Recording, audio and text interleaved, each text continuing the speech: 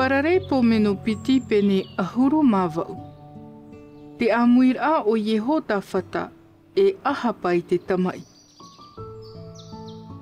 E tā orahi e te turarahi to Yeho tawhata, e wata atia tura o Yeia ahapa.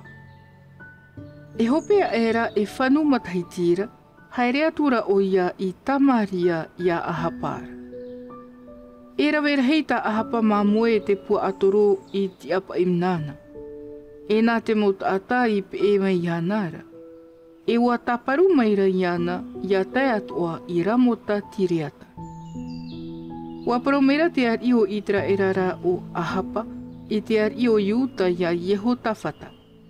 E tai atoa nei oe I ramota tiriata. Wa prawatura o ia teito oe hina aru, e rira atoa vau. Teito oe ramota ata, e rira atoa tou. E te tamaira, e rira atoa tatu.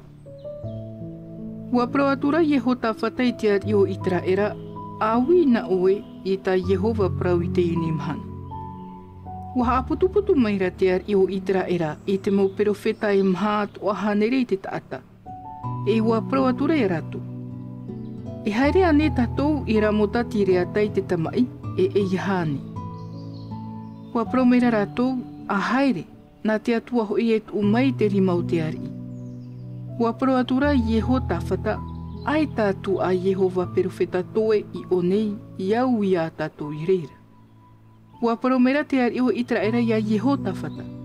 Ho e nei ta ata toe, iau I tātou ia Yehova, e wahia rā ia nou. E ore roa hoi e prau maita I mai iau nei, o te prau inoan era, o mita ia a imera. Wa prawatura Yeho tawhata e iha te ari e nā reira mai. Wa prawatura te ari o itra era I te hoi ta ata toru a I o nāra. E wa prawatura aratai e taita mai a mita ia a imerara. Te parhai maira te ari o itra era e te ari o iuta o Yeho tawhata in eito rawa e te ronora. Ma te ahua tu ai te ahura.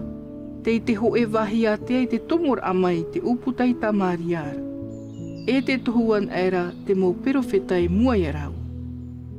E puetara auri hoi te hamanihi ai te tia a te na ana. E wana o maira te parau maira Yehova. E tui oia ara mai teie, e pau atu rātou. E wana rira atu o mai te mo perofeta nā o maira. A haere I ramota tireata, e iau rātou. Na Yehova hoi e tu mai I te rima o te ari. Ua prawatura te vea I ti ia mita ia na o atura. Inaha te prau a te mau perofeta era, e prau maita ian ai ai te ari. Ho e a prau. Ia whaitu atu ana ho I ta oe prau I ta rato. E prau maita ia. Ua prau mera mita ia te urara Yehova. O ta ta ua tua e prau mai ia ura, o ta uia e prau. E tai meira o ia I te ar ira, ua prau atura te ar iana. E mita ia. E haere ane tato I ramota tireata I te tamai, e iahani. Ua prau meira o ia a haere o tou e iau ratu. E tuhia mai e ratou I to o tō rima. Ua prawatura te ar I iana. Ta ihia a uwha a tapur ai a oe, e prau maua ta oe prau mai iau I te uau Yehova. Ua prau meira o ia, hi o atura vau ia itra e rātoa. Ua pue huini e te mou a mai te mamoe au re tia. Ua prau meira Yehova, ai ta a rātou nei e whatu. E hoi an ai te tātātu ai te utua whare mau ma te hau. Ua prawatura te ar iwa itra era ia Yeho tawhata. E ere au te prawatu ia oe e ore o iai prau mai te prau mai te iau o te inoan era. Ua prau whaho maira o ia. E whaaro o mai na oe I te prau a Yehova. I te aira vau ia Yehova I te pārheir a in eito na te rono. E ten uatu au te ai te tiar ai tāna rima atau. E tāna rima aui. Waui atura Yehova. Nā vai e haaware atu I te ar I o itra era ia ahapa, ia haere o ia e ia pue I ramota tireata. Ua prau meira te tei tāna, ua prau meira hui te tei tāna. Ua haere meira te ho e varua ua tia meira I mua ia Yehova E ua nā o meira. Nā ue haaware atu. Ua prau meira o ia a haere o itra era ia ahapa, ia haere o ia e ia pue I ramota tireata. Ua prau meira te tei tāna, ua prau meira hui te tei tāna. Ua haere meira te ho e varua ua tia meira I mua ia Yehova I ua nā o meira. Ua proatura Yehova iana, ena hea. Ua promeira oia, e haere au e ivarua haavarero toi te vahau te mo profeta atu ananara. Ua proatura Yehova, na oea e ti e haavare, e tupu a ta oe. A haere, anareira. E te ienei inha wat umai Yehova i te varua haavarero toi te vahau te mo profeta na oe nei. Ua promei hoi Yehova i te prau ino ia oena. Ua haere i hora te tia a te na ana, i piha iho. Ua motu atura ia mita ia i te mata. E ua na o atura. I na hea iho nei te varua o Yehova i te whaaru a iau, e i prau atua ia oe. Ua promera o ia inaha e i te oe ia tei te mahanei haere ai oe, i roto i te ho e piha, i roto ra a pupuni ai. Ua promera te ar i o Israera, arawe o to ia mita ia e hopo ia amona. I te tawhanau te oire, e ia Ioata, i te tamaiti a te ari. A prau atu ai te promera te ari, e tu i te rarat ata i roto i te tape ara, a wha amua tu ai te maa e ita e orari ara. E i te pape e ita e orari ara, e ia hoi mai iau ma te hau. Ua prau atura mi ta iara, ia hoi mai oe ma te hau, e ere mauri ta Yehova ta ue prau nei. E wana o atura o ia e whaar o mai e te taatatu ara.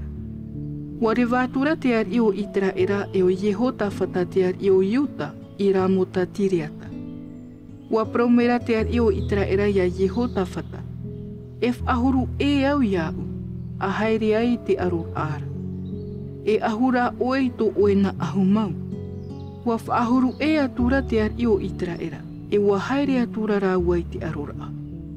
Wau tiho i te maur atira o te maupere o oe ti ai piha i hoi anara, i te a ohia e te ar i o ara maua na ohia. E iha o tau e arono atu i te taatar i e te taatarahi, mauri rai te ar i o itera e rāna era. E i te aera te maur atira o te maupere o ora, i a Yehota whata, wana o era rato, te ia te ar i o Israera. Ua whariu era e rawe iana. Ua pia turara Yehota whata e ua turu mai Yehova iana. E whaafariu e hia e raratou e te atua. E i te aera te maur atira o te maupere o ora, e ere te ar i o Israera. Ua whariu e mai raratou, ai tā era ia ua uatu. Nā te hoe ta atarai i whaafifinoa i te whana. E puta i hora te ar i o Israera ropu i te tia atira i te parurura. I parau atu ai o iai te whaahoro pere o ono nara. A whariu e atu o e hopo ia uira pai, ua puta vau. Tupu atu rara te tama e taua mahanara, e ua turuhia te ar i o Israera i taua mahanara, i roto i tāna pere o, e rawei to arama e ahihi no atura. E te i te mairir au te mahanara, pohe i hora o ia.